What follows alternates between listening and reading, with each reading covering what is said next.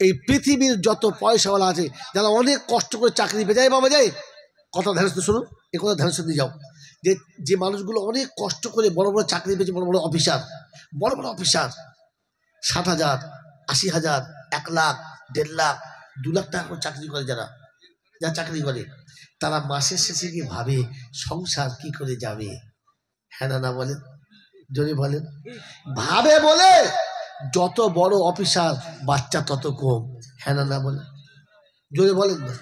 একজন রিস্কাওয়ালা খেটে খায়, তার টাকা নাই, সে একটা বাচ্চা নিয়েছে, ঠিক আছে, আপনি তো মাস্টার, আপনি তো ডাক্তার, আপনার তো 13-14 হওয়া দরকার ছিল, আপনার টাকার অভাব নেই আছে, তো আপনার ছেলে কম কেন?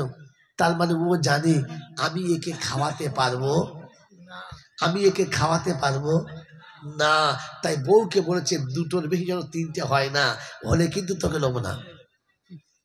হ্যাঁ না বলে মেরে বউ তো দোস্ত বুজুর্গ, তো 4টে বাচ্চা নিয়ে সংসার চালাতে নাকের পোঁটা ঝেড়ে পাচায় মুছে দাগ করে ফেলেছেন। হ্যাঁ না বলে। আপনার মাদ্রাসা করেছেন, আপনাদের মাদ্রাসা করেছেন মোটামুটি 50টাই ধরো না, আরে 3টে ছেলে নিয়ে দেখো, মা বোনটা জিজ্ঞেস করো না, 3টে ছেলে নিয়ে হিমশিম খাচ্ছে, এ 50টা ছেলে খাওয়াচ্ছে, সারা সাহস করে পায় কোথায়, পায় কোথায়? আল্লাহ বলেন খাওয়ানোর মালিক আমি, তুই দিয়ে দেখ। নিজের সংসার চলে না, ভয়ে ভয়ে বয়স 2টো ছেলে, মাদ্রাসায় 50টা ছেলে খাওয়ায় কে? একটা গ্রামের লোক বলেন যে আমি 6 মাস ওই বাচ্চা কটা খাওয়াবো, ও যদি ডায়রিয়া হয়ে মরে যায়, আমার নাম জয়নাল নয়, হেগে মরে যাবে, চিন্তা করে হেগে মরে যাবে। 50টা ছেলেকে 1 মাস খাওয়ান, আপনার বাবার জমিদারিতে টালমাটাল এসে যাবে। কিন্তু আল্লাহ পাক এদের খাওয়াবার মালিক আল্লাহ, এটা আল্লাহর উপরে ভরসা করে, তাই এরা চিন্তা করে না। মৌলবীদের চেয়ে থাকে না, রোজ সারের মতো মোটা হচ্ছে, 50-60টা ছেলে।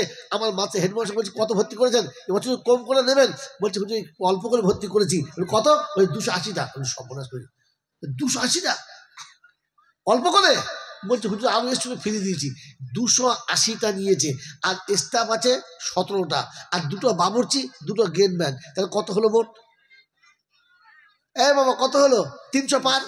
হ্যাঁ না, তো সকাল বিকেল আর রাত্রে 3 টাইম খেলে কত খায়? হায় হায় হায় হায়, চাল কোথায় পায়? 1 বিঘে চাষ নেই, একটাও চাকরি নেই, আল্লাহ চালিয়ে দেয়। সুবহানাল্লাহ জোরে বলেন।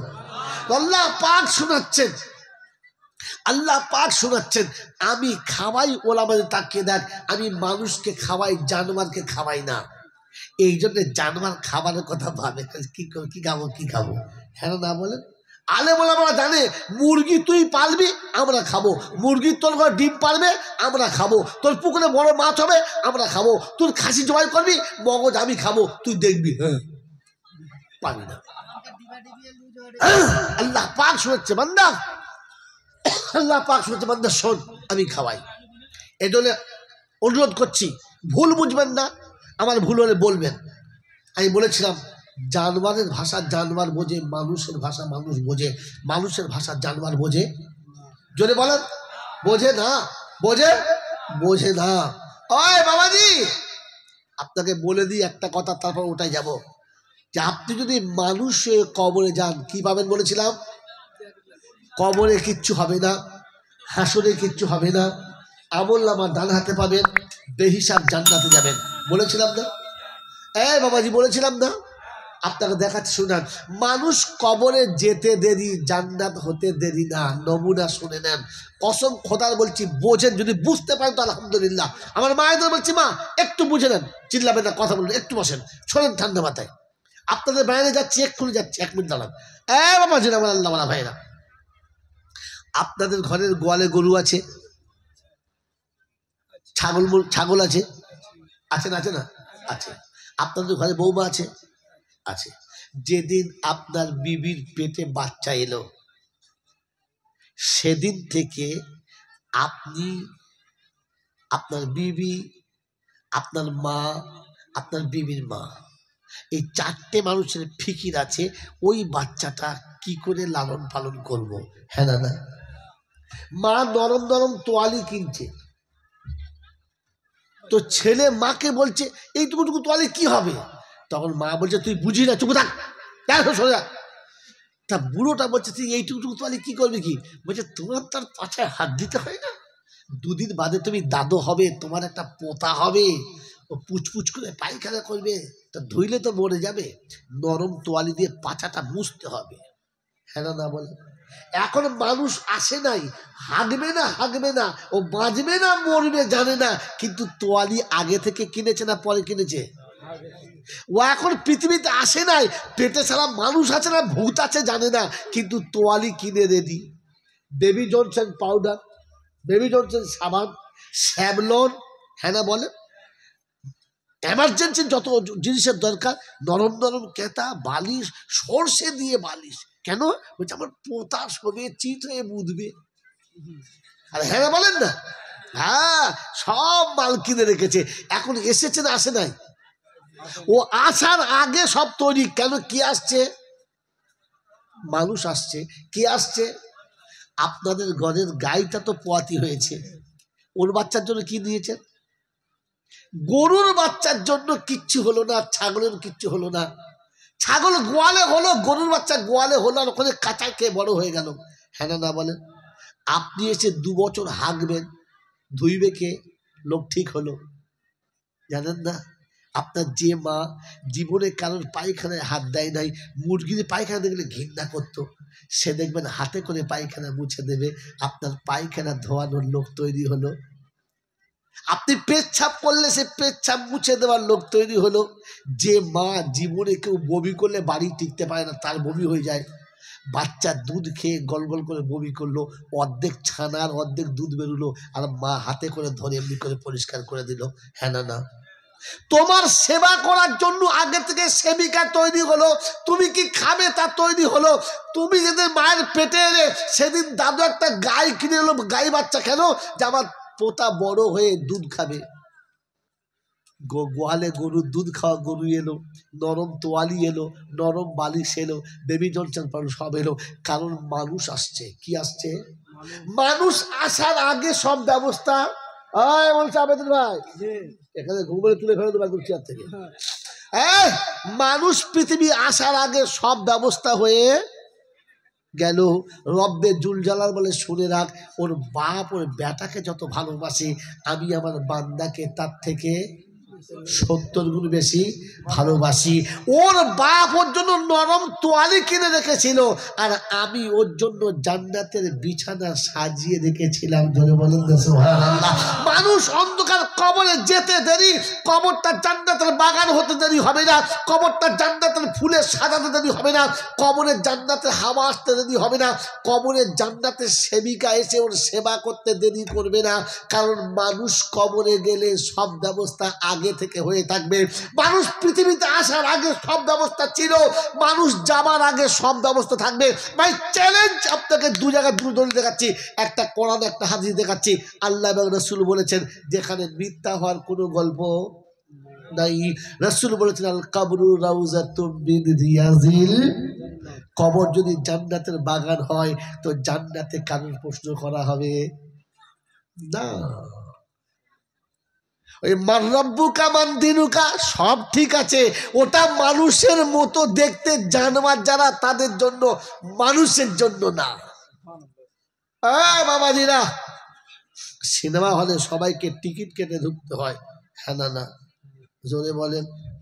হলওয়ালার মালিক আসলেও টিকিট কাটে, হলের মালিককে টিকিট কাটতে হয়। কথা, বাসে চাপলে সবাইকে টিকিট কাটতে হয়, ড্রাইভার করে টিকিট কেটে চাপতে হয়। কথা বলে, হেল্পারটাকে চাপতে হয় নাকি?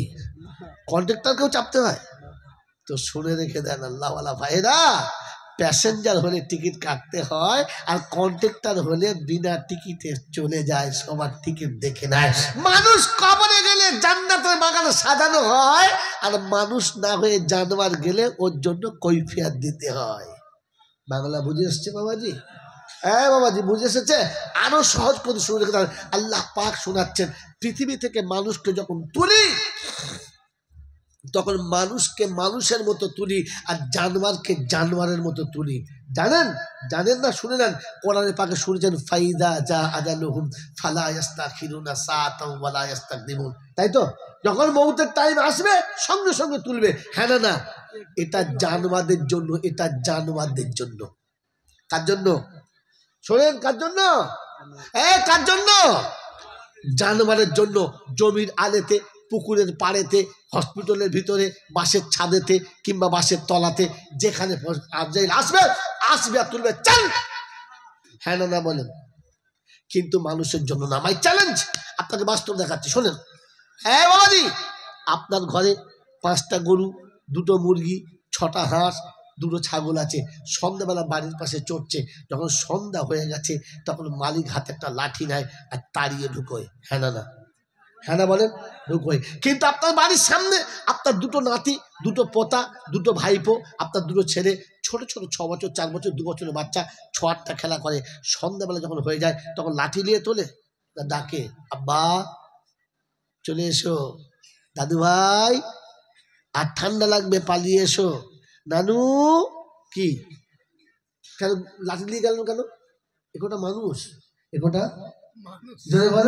মানুষ লাঠি নয়, আদর করে ডেকে নেয়। আর গরু ছাগল হলে হাতে একটা লাঠি, তো শুনে রেখে তাহলে মানুষ হলে ওইরকম ডেকে নেবে। My challenge. ও হাফেজ আব্দুল ইউসুফ করেন কোরআন সচিয়া আইয়াতুহান নাফসুল মুতমাইন্না। মাল আপনি ঝাড়া মালায় পहले क्यों नहीं माला? ইরজিই ইলা রাব্বিকি রাদিয়াতাম মারদিয়াহ ফাদখুলি ফি ইবাদি ওয়াদখুলি জান্নাতি। মারাজুল মউত আজরাইল এসে তৈরি হয়ে গেছে, জান বেরুতে যাচ্ছে না, কষ্ট পাচ্ছে। আল্লাহ পাক বলে, খবরদার, ভয় দেখাবি না, আমার বান্দার মুঠে কষ্ট দিবি না। আমার বান্দা এখন দুনিয়ার জমিনে বসে আছে, জান্নাতের ছবিটা সামনে নিয়ে আয়, গোটা জান্নাতটা সামনে দেখা। ওকে জান্নাতের বাগান দেখে যখন খুশি হবে, আমি দেখে নেব। ইরজিই ইলা রাব্বিকি রাদিয়াতাম মারদিয়া। আয় বান্দা, শুনে রেখে দে, আমি তোর জন্য সাজিয়েছি। তুই বেটার জন্য বাড়ি বানিয়েছিস, গাড়ি বানিয়েছিস, ডাল্লাপের গদি কিনেছিস। আমি জান্নাতের বাগান তোর জন্য সাজিয়েছি। বান্দা চলে আয়, ওই জান্নাতের বাগান দিকে যখন খুশি হবে, হাসতে হাসতে দুনিয়া ছেড়ে কখন চলে যাবে, মাননেওয়ালাও বুঝতে পাবে না, পাশের ওয়ালাও বুঝতে পাবে না। আল্লাহ পাক বলে, ফাসিরু ফিল আরদি সুম্মানদুরু কাইফা কানা আকিবাতুল মুকাদ্দিমিন। পৃথিবী বিরাজ করে দেখো, সন্তান যখন বেয়াদবি করেছে, বাচ্চা যখন বেয়াদবি করেছে, ওই সময় মা মেরে কোলে নিয়েছে।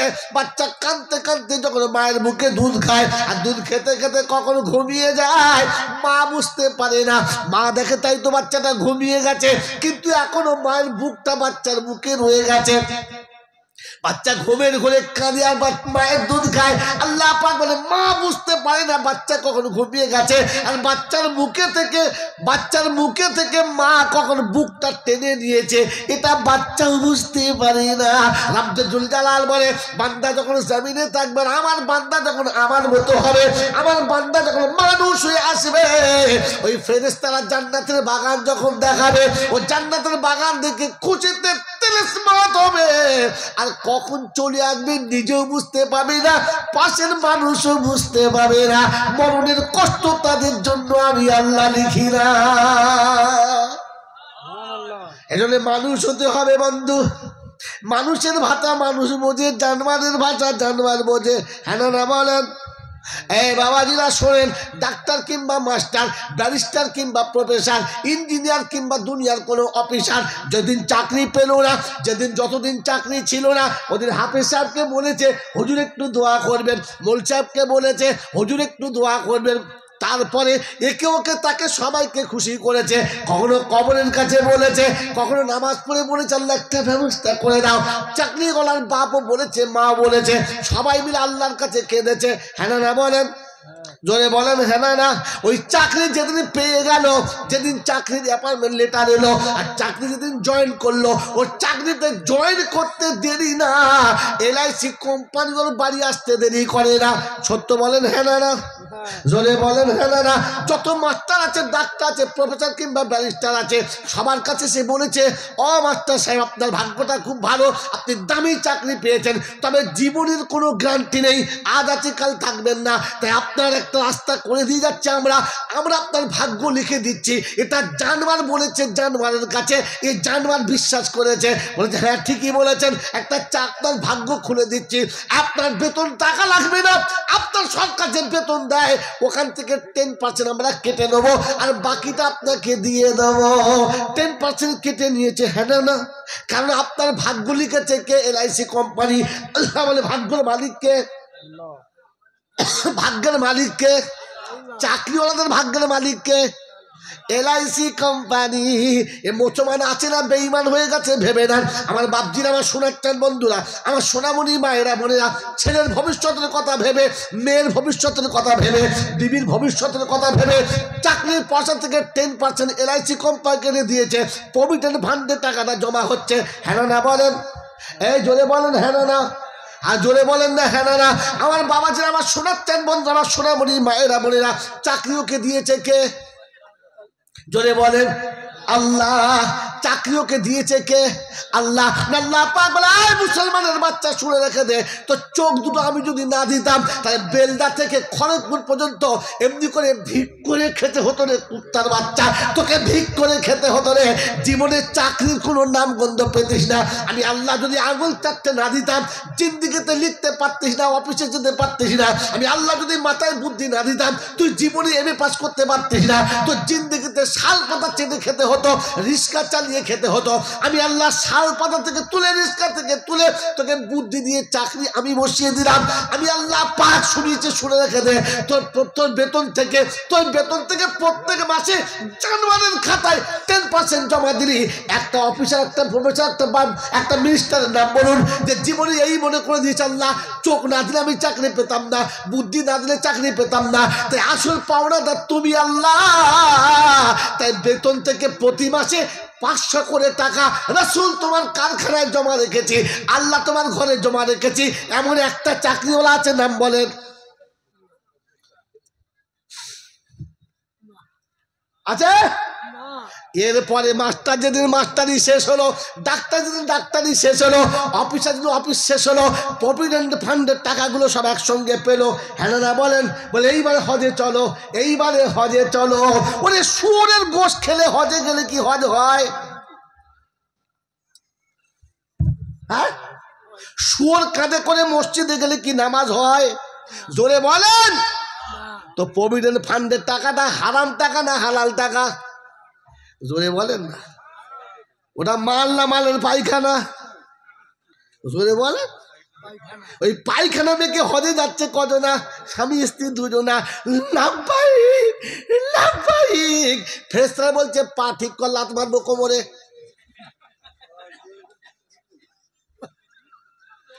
পায়খানা মেয়েকে মসজিদে ঢুকেছি, সুর কোথাকার? আরে হজ করতে যাওয়ার জন্য হালাল টাকা দেওয়া দরকার ছিল, প্রভিডেন্ট ফান্ডের টাকা তুলে নিয়ে হজ করতে যাচ্ছে, পোকা কোথায় যাচ্ছে? হ্যাঁ বাবাজি, তোমার ভাগ্যের মালিক এলআইসি কোম্পানি না আল্লাহ? তো এলআইসির কথা বিশ্বাস হলো, আল্লাহর বিশ্বাস হলো না কেন? কারণ তুমি জানোয়ার, তাই জানোয়ারের কথা বিশ্বাস করেছো। মানুষের কথা বিশ্বাস করতে, মানুষ হলে বিশ্বাস করতে। মেরে মোহতরম দোস্তরা, বুজুর্গ, আল্লাহওয়ালা ভাইয়েরা, জ্ঞানী জুড়ে শুধু মানুষরা, তাই যাওয়ার সময় আপনাকে শেষ পয়েন্টটা বলে দিয়ে চলে যায়, দুঃখ নেবেন না। পৃথিবীর যে যতই সত্য বলুক, আমার নবীর থেকে সত্য বলতে কেউ পারে? জোরে বলেন পারে? আমার আল্লাহ থেকে সত্য বলতে কেউ পারে? জোরে বলেন পারে? পারে না। আল্লাহ নবী বললেন, ইযা মাতা ইবনু আদম ইনকাতা আমালহু ইল্লা মিন সালাসা, সাদাকাতিন জারিয়া, ইলমিন ইয়ানতাফিউ বিহা, ওয়ালাদিন সালিহিন ইয়াদউ লাহু। উম্মত, আমি যাবার সময় তোমাদেরকে বলে যাচ্ছি, প্রথমে একটা কথা বলেছি, এখন একটা কথা বলছি। খুতবাতে একটা হাদিস পড়েছিলাম, আল্লাহ নবী বলেছেন, কুন আলিমান, যদি বাঁচতে চাও তো আলেম হও। কি হও? আলেম হও। আও মুতাআল্লিমান, তা না হলে তালেবে এলেম হও। কি হও? তালেবে এলেম হও। আর তা না হলে মুস্তামিয়ান, ওলামারা যা বলে শোনো। আর তা না হলে মহিব্বাল্লাহুমা, ওলামাদের সঙ্গে একটু ভালো ব্যবহার করো, মোহাব্বত রাখো। পঞ্চম দলে যেও না, তাহলে সর্বনাশ হবে। বলেন আমি কোন দলে? এই 4 দলের কোন দলে আছি? আলেম না, তালবে এলেম না, যা বলে শুনি না, এদের ভালোবাসি। তাহলে আমার ধ্বংস ফাইনাল। কে বলেছে? রাসূল। কে বলেছেন? জোরে বলেন তো। রাসূল যদি ফাইনাল করে যে তোমার ধ্বংস ফাইনাল, আমি মৌলবি দোয়া করলে আর এ মাল বাঁচে? ভাবেন বসে বসে, এই আর বাঁচবে? যদি বাঁচতে চান, রাসূল যা বলেছেন তা মেনে নেন। মানবেন ইনশাআল্লাহ? মানবেন ইনশাআল্লাহ? তাহলে মাদ্রাসা কাসিমুল উলুমটাকে বাঁচিয়ে নেন। বেলদা কি আকন্দা গ্রাম? ওই আকন্দা গ্রামের মা বোনদের এবারে বলছি, বায়ান শোনেন। আমার ভাইদের বলছি, এবার শোনেন। যদি মরার পরে কবরে আরামে শুতে চান, এই মাদ্রাসাটাকে বাঁচিয়ে নেন। আপনারা ভাগ্যবান, তাই আপনাদের গ্রামের হাফেজ হয়েছে আপনাদেরই সন্তান। খুব কম হয় গ্রামের ছেলে হাফেজ। হ্যাঁ, এ ভাগাড় ও ভাগাড়ে হয়। আকন্দা গ্রামের মাদ্রাসার আকন্দার ছেলে হাফেজ খুব কম হয়। আল্লাহ আপনাদের কবুল করেছেন, কিন্তু আপনারা টিকে থাকেন, শয়তান যেন ছাড়িয়ে না দেয়। কথা মনে থাকবেন ইনশাআল্লাহ? বাবাজি, এ মাদ্রাসাকে ধরে রাখেন, আপনি বেঁচে যাবেন, বেঁচে যাবেন। তাই বলছি, কমপক্ষে শুনে রেখে দেন, পৃথিবীতে সবাই হলো নিরেট মূর্খ, শুধু একমাত্র জ্ঞানী হলো ওলামারা। নমুনা দেখাবো? নমুনা দেখাবো? হ্যাঁ বল, দেখাবো তো। দেখে নেন, বাস্তব দেখে নেন। এই ছেলেটা যেদিন মাদ্রাসায় ভর্তি হয়েছে, মাত্র 15 দিন। ওর নাম কি? নাম কি? তালবে এলেম। জোরে বলেন কি? তালবে এলেম। কি নাম? তালবে এলেম। যে ছেলেটি 10 বছর কলেজে পড়ছে, ওই ছেলেটির নাম স্টুডেন্ট, ছাত্র। ওর নাম তালবে এলেম নয় কেন? বলো, ওর নাম তালবে এলেম নয় কেন? যদি বলতে পারেন তাহলে বুঝবো কিছু জলসা শুনেছেন, নাহলে বুঝবো গল্প শুনেছেন। বলেন বলেন। মাদ্রাসা পড়ে বলতে তালবে এলেম নয়? বোকা কোথাকা। বলেন জানি না, জীবনে শুনি নাই কোনোদিন। ইলিম শিখতে এও যায়, ইলিম শিখতে ও যায়। হ্যাঁ না বলেন না? এর নাম তালবে এলেম, ওর নাম তালবে এলেম নয় কেন? কারণ ওরা যেটা শিখছে ওটা ইলিম নয়। ওটা ইলিম নয়। মাই চ্যালেঞ্জ আপনাকে, ইলিম নয়। ইলিম মানে জ্ঞান হলো সেটা নিজেকে কমপক্ষে নিজে চিনতে পারে, যেটা দিয়ে, সেটার নাম ইলিম। একজন ছুতোর মিস্ত্রির কাছে 2টো ছেলে কাজ শেখে, তারাও শেখে। তাদের টার্গেট কি? বড় হয়ে বড় মিস্ত্রি হব, বড় দোকান করব, অনেক টাকা কামাবো। হ্যাঁ না? না। একজন কামারশালায় 2টো লোক কাজ শেখে, টার্গেট কি? বড় হব, বড় দোকান করব, কিছু কামাবো। একজন মেকানিকের কাছে 2টো ছেলে কাজ শেখে, উদ্দেশ্য কি? বড় ইঞ্জিনিয়ার, বড় বড় একটা মিস্ত্রি হব, বড় দোকান করব। হ্যাঁ না বলে? যদি বলে হ্যাঁ। একজন স্কুলের ছেলে 5 বছর পরে, 20 বছর পরে টার্গেট কি? বড় অফিসার হব, বড় চাকরি করব, বেশি কামাবো। হ্যাঁ না? না। একরকম না আলাদা? আর একরকম না আলাদা? একই রকম, শুধু খালি ভাঁজ আলাদা, টার্গেট একই। হ্যাঁ না বলেন? একটা ছেলে আলেম হয়, ও জানে টাকা পাবো না, আমি আমাকে চিনবো, আমি আমার বানানেওয়ালাকে চিনবো, এটার নাম ইল। কথা বোঝেন?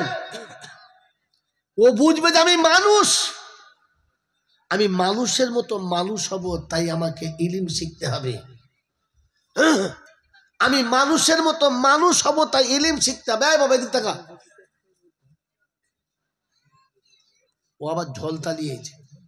কথা বুঝতে পেরেছো? হ্যাঁ, ওদিক থেকে গিন্নি বলে দিয়েছে, এবার তোমার মাল তুমি সামলাও, আমি একটু গল্প করে নিই।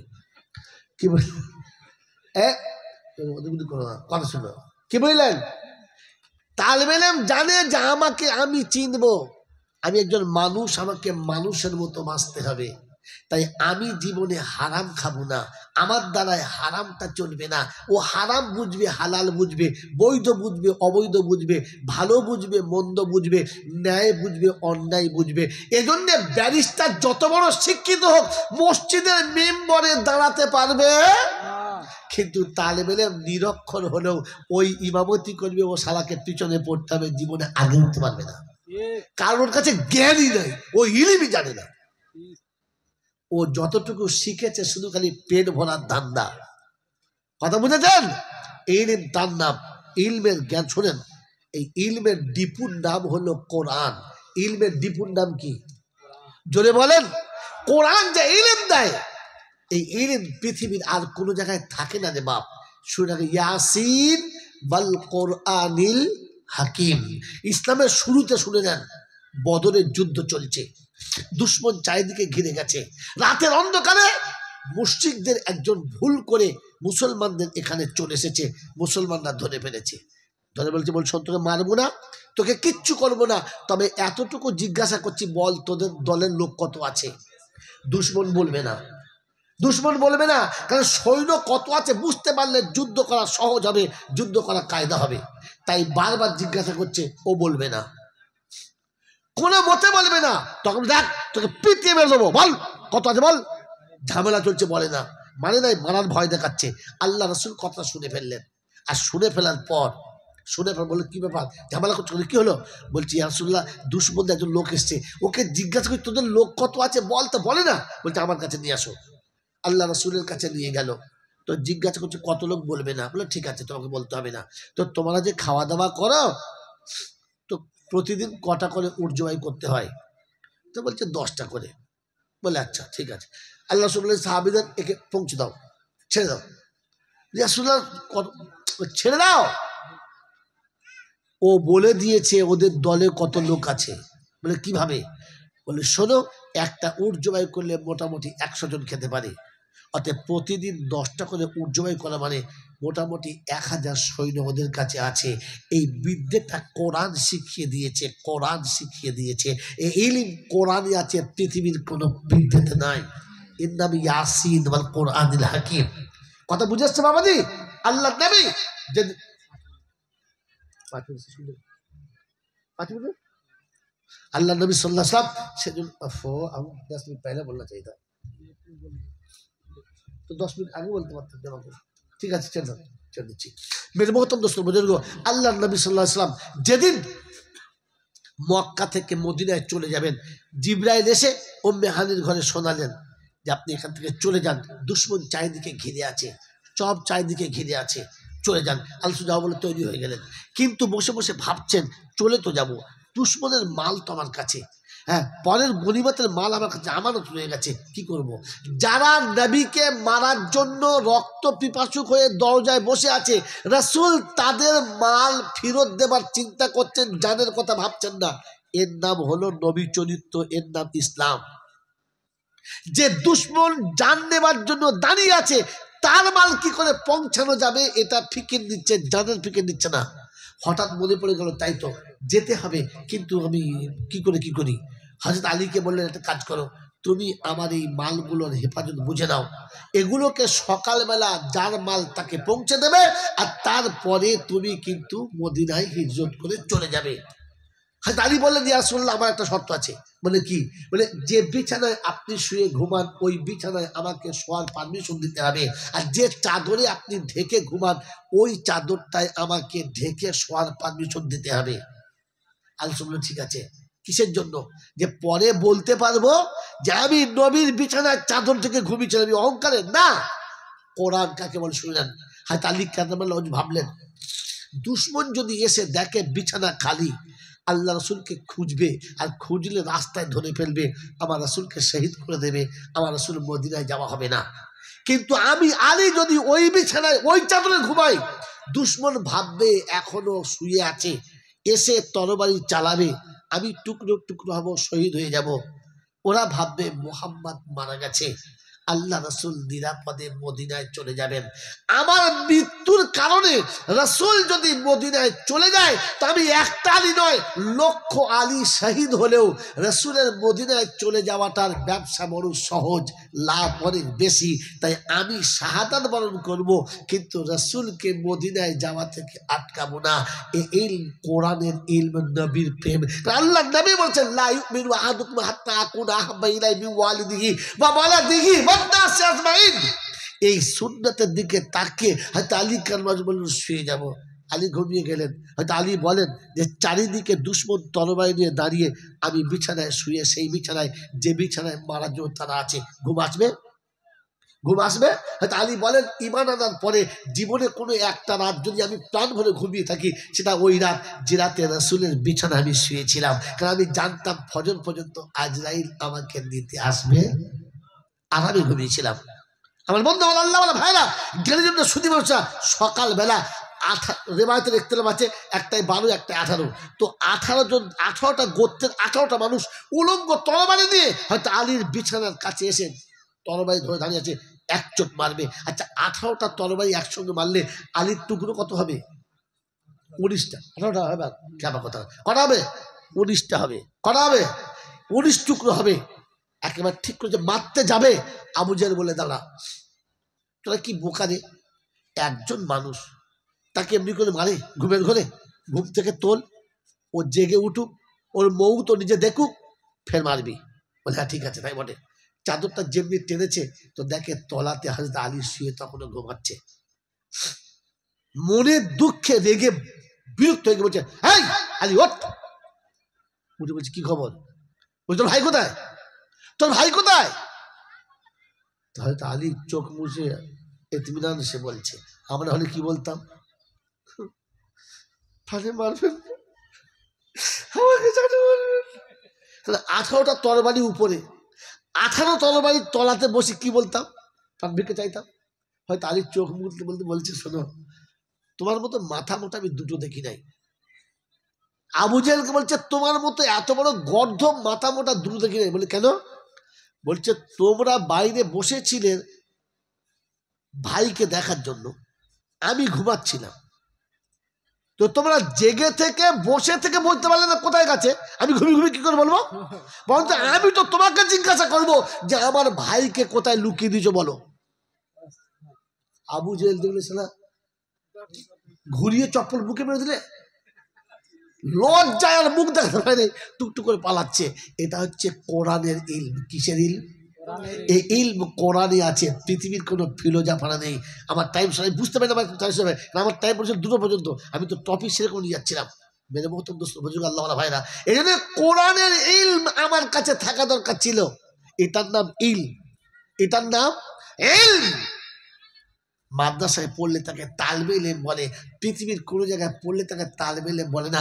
এই কারণে যে আসলে তার কাছে ইলম নেই। কোনো শিক্ষিত ছেলে, পৃথিবীর যত শিক্ষিত ছেলে আছে, ও হারাম হালাল বোঝে না, বৈধ অবৈধ বোঝে না, জায়েজ না জায়েজ বোঝে না, ন্যায় নীতি বোঝে না। তার আর একটা নমুনা, আজকে জানুয়ারি মাসের কত তারিখ? 3 তারিখ। এখন 3 তারিখ কেজি, এই 3 তারিখ তো 1 তারিখ থেকে 3 তারিখ পর্যন্ত যত জানোয়ার রাস্তায় বার হয়েছে, আর যত জানোয়ার রাতের বেলা ন্যাংট হয়ে নেশার মদ খেয়েছে, সবগুলো শিক্ষিত না আমার আপনার মতো টুপিওয়ালা দাড়িওয়ালা। একটা টুপি দাড়িওয়ালার নাম বলেন যে 1 জানুয়ারিতে দীঘাতে গিয়ে একটা মেয়ে হাতে করে নিয়ে বগলে চেপে ধরে ধিতিক ধিতিক করে কুত্তার মতো নাচে। একটা বলছে, আমার নাম বলেন, ও শালাকে গুলি করে দেবো আমি। একটা বললাম না বলেন। আর আপনার মতো doctor, master, professor, engineer, barrister, pocket মার কত সালা নেবেন আপনি? কুমড়ো পাড়া বউ বাড়িতে রেখে দিয়ে লোকে তোমরা বউ লিখে দিরিং দিরিং দিরিং নাচছে। ও জানোয়ার না তো কি, ওগুলো কি, এই কি ওগুলো কি বলে? সুপার জানোয়ার। শুধু জানোয়ার বলে জানোয়ার কাঁদবে, শিয়াল কেঁদে মরে যাবে। সুপার জানোয়ার বলবেন সবসময়, কথা বললেন। এই জন্য বাবাজিরা, সোনার লালিরা, মানুষ হলে আমল করা হতো, জানোয়ারে আছি বলে আমল করতে পারলাম না। আর আজ পর্যন্ত আমি জানোয়ারকে ওলামারা বুঝাতে পারলো মানুষ হন টুক করে বুঝে যাবেন, কারণ মানুষের লজ্জা আছে, জানোয়ারের কোনো লজ্জা থাকে থাকে জানোয়ারের কান ধরে বলুন তুই কুত্তার বাচ্চা, ওর কি হবে? তুই শুয়োরের বাচ্চা, ওর কিছু হবে হবে না। মানুষকে বলুন পারলে তাই আপনাকে চর মেরে দেবে, আর না হলে কমপক্ষে মনে মনে বলবে সুযোগ পেলে সবার তোকে ধুলে দেবো। হ্যাঁ না না, মানুষের মনে লাগে, জানোয়ারের মনে লাগে না। ওই তখন থেকে এতক্ষণ যা কিছু বলেছি, যারা মানুষ তাদের মনে লাগবে, ওরা বাড়ি গেলে ভাববে। আর যাদের মনে লাগবে না, জানবে যেমন জানোয়ার ছিল তেমন জানোয়ার চলে গেছে, ওকে আর কিচ্ছু করা যাবে না। আল্লাহ পাক আপনাকে আমাকে বুঝে নেবার তৌফিক দান করুন, বলুন আমিন। ওয়া আখির দাওয়ানা আনিল হামদুলিল্লাহি রাব্বিল আলামিন। দর্দ দিল কিসसे कहूं, दर्द दिल किससे कहूं, कोई तो गमखार नहीं, ऐ खुदा तेरे सिवा कोई तो मददगार नहीं। আল্লাহ আপনাকে আমাকে সবাইকে মানুষ হয়ে কোরআন হাদিস বুঝে নিয়ে অন্ধকার কবরে যাওয়ার আগে কালেমা পড়তে পড়তে যাওয়ার, আর তাকে রাজি করে যাওয়ার তৌফিক দান করুন, আমিন।